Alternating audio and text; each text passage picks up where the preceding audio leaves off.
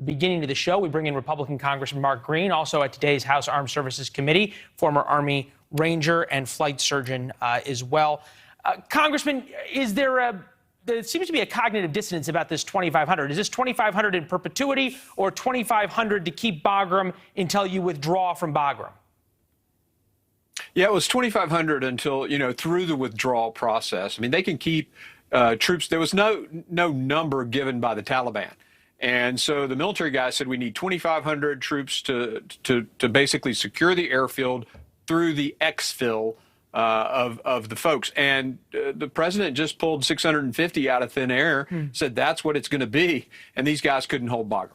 Are you disappointed that either Milley or McKenzie, both four-star generals, which means you're half general, half politician, neither of them in either of these hearings said, I told the president this, and had he allowed me to do what I thought, 13 Americans would be alive?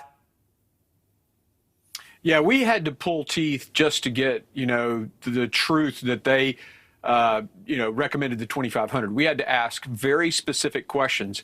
And at one time, who did you tell this to? And the answer was, well, the senior leadership of our government. And we're like, wait a minute now, stop playing games. Just tell us. You told the president. Why the games, and, do you he think? Ignored it. Why the games? I think, well, these are generals. These are guys who are supposed to tell the truth. Yeah, but they still work for the president of the United States, and they're probably going to be, covering themselves as much as they can. But they didn't say a falsehood, right? They just didn't say Joe Biden, which is what they should have said. Yeah, they did not there. Somebody who did say some of the things that you and I have talked about in the past about his leadership is Lieutenant Colonel Stuart Scheller, Lieutenant Colonel in the Marines, who said this back in August. Take a listen. Did any of you throw your rank on the table and say, hey, it's a bad idea to evacuate Bagram Airfield, the strategic air base, before we evacuate everyone? Did anyone do that? And when you didn't think to do that, did anyone raise their hand and say, we completely messed this up? Well, evidently, we now know that a couple people did say, keep troops on the ground and keep Bagram, but that didn't go over so well, that video. Lieutenant Colonel Scheller is now in the brig. That is the jail at Camp Lejeune, North Carolina. I'm wondering, why don't you think his name came up at all during the hearing? Well, we had planned to ask Secretary Austin about that, but they actually cut me off, and I didn't get to ask my question. So a little bit disappointed about that. But yeah, I'm pretty frustrated with what's happened to this guy. Now, granted, he subverted the chain of command. And he even admitted it, and he expected to be kicked out of the military. What he didn't expect, and what is inappropriate, is the guy's in jail. I mean, you put people in jail, pretrial confinement, when they're a threat to themselves or a threat to someone else. This is ridiculous. It's way overkill, and this guy does not need to be in jail. But he did, violate the chain of command. He used government stationery to send some letters. So he knew what he was getting, but he should not have gotten jail time.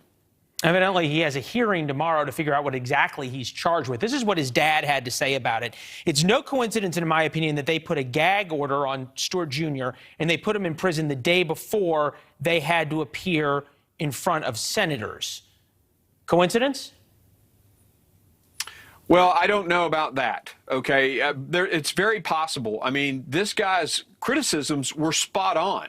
I mean, these commanders should have gone in there and said, no, we're not going to let American soldiers be put in a place that's high risk like this with very little, force protection.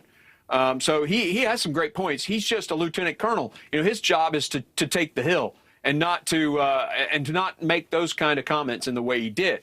But he doesn't deserve jail time for this. That's absurd. One of the questions I was going to ask Leland, if I could, is, please. The Secretary Austin, he's got this guy locked up, yet he has violated the law and disbanded, basically, the Board of Visitors oversight, congressionally mandated oversight of the military academies. We're suing him over that, but he's breaking the law, and yet he throws this guy for making a few comments in jail. It is interesting. The only person who's faced any kind of repercussions for the debacle and embarrassment of Afghanistan is a lieutenant colonel who simply raised questions. Congressman, good to see you as always. Thank you. Thanks, Leland. All right, great to see you. YouTube is trying to do more.